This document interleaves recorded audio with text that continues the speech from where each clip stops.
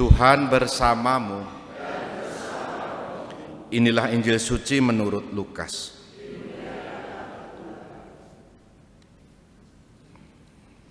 Sekali peristiwa Yesus mendaki sebuah bukit untuk berdoa.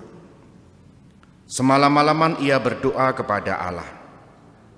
Keesokan harinya ketika hari siang, ia memanggil murid-muridnya dan memilih dari antara mereka 12 orang yang disebutnya rasul. Mereka itu ialah Simon yang diberinya nama Petrus, Andreas, saudara Simon, Yakobus dan Yohanes, Filipus dan Bartolomeus, Matius dan Thomas, Yakobus anak Alfeus dan Simon yang disebut orang Selot, Yudas anak Yakobus dan Yudas Iskariot yang kemudian menjadi pengkhianat. Lalu Yesus turun bersama mereka dan berhenti pada suatu tempat yang datar. Di situ berkumpul sejumlah besar murid-muridnya dan banyak orang lain yang datang dari seluruh Yudea dan dari Yerusalem dan dari daerah pantai Tirus dan Sidon. Mereka datang untuk mendengarkan Dia dan untuk disembuhkan dari penyakit mereka. Juga mereka yang kerasukan roh-roh jahat mendapat kesembuhan. Dan orang banyak itu berusaha menjamah Dia, sebab daripadanya keluar suatu kuasa dan semua orang itu disembuhkannya. Demikianlah sabda Tuhan. Saudari-saudara, selamat pagi berkah dalam. 12 murid yang dipilih Yesus seringkali dan juga tetap disebut sebagai rasul. Menariknya adalah 12 murid ini dipilih dan tidak ada penjelasan yang detail mengapa Yesus memilih 12 itu. Persis bayangan kita, saya mengajak Bapak Ibu membayangkan kalau diajak piknik itu, karena kursi terbatas lalu dipilih 1, 2, 3, 12. Yang lain merasa kok aku ora dipilih, itu kan pertanyaannya. Tentu ada kriteria-kriteria yang dimaksudkan siapa saja yang dipilih. Tapi dalam Injil tidak dicatat kenapa Yesus memilih 12 itu, alasannya apa itu kan. Yang menarik adalah bahwa sebelum Yesus memilih 12 itu berdoa semalam-malaman. Mau menunjukkan kepada kita betapa keputusan yang mau diambil itu penting.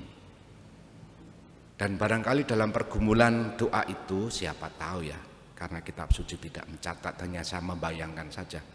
Dalam doa-doa Yesus itu semalam-malaman itu barangkali juga berdiskresi memilih siapa saja. Nah, diputuskan dengan suasana doa sebelumnya, itu pun juga ada yang meleset. Injil tadi mencatat ada yang berkhianat, namanya Yudas Iskariot. Kisah Yesus berdoa semalam-malaman dan kemudian memilih 12 rasul ini menarik untuk kita renungkan. Tentu Yesus memilih 12 rasul itu ada alasan.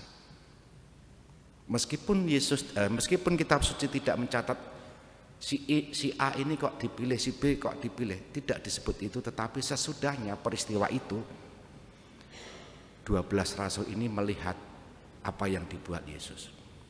Yakni Yesus mengajar, menyembuhkan orang dan juga memberikan penyembuhan serta pengusiran roh jahat. Pada poin inilah tugas itu jauh lebih utama.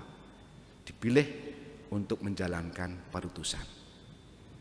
Perutusan seperti apa yang dibuat Yesus hendaknya juga dilakukan oleh 12 muridnya.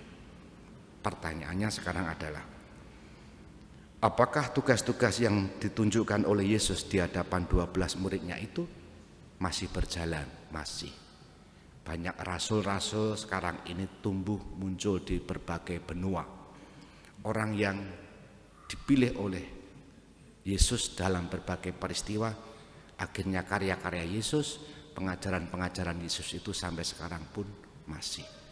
Maka mari kita mohon rahmat supaya kita, meskipun bukan kelompok 12, tapi menjadi pribadi-pribadi yang telah dibaptis, ambil bagian juga dalam karya itu. Mengajar, menyembuhkan, dan seterusnya.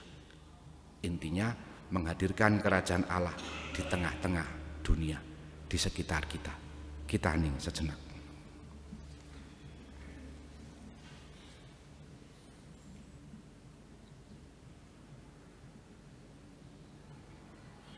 Dimuliakanlah Yesus yang dulu hidup, sekarang dan selama-lamanya.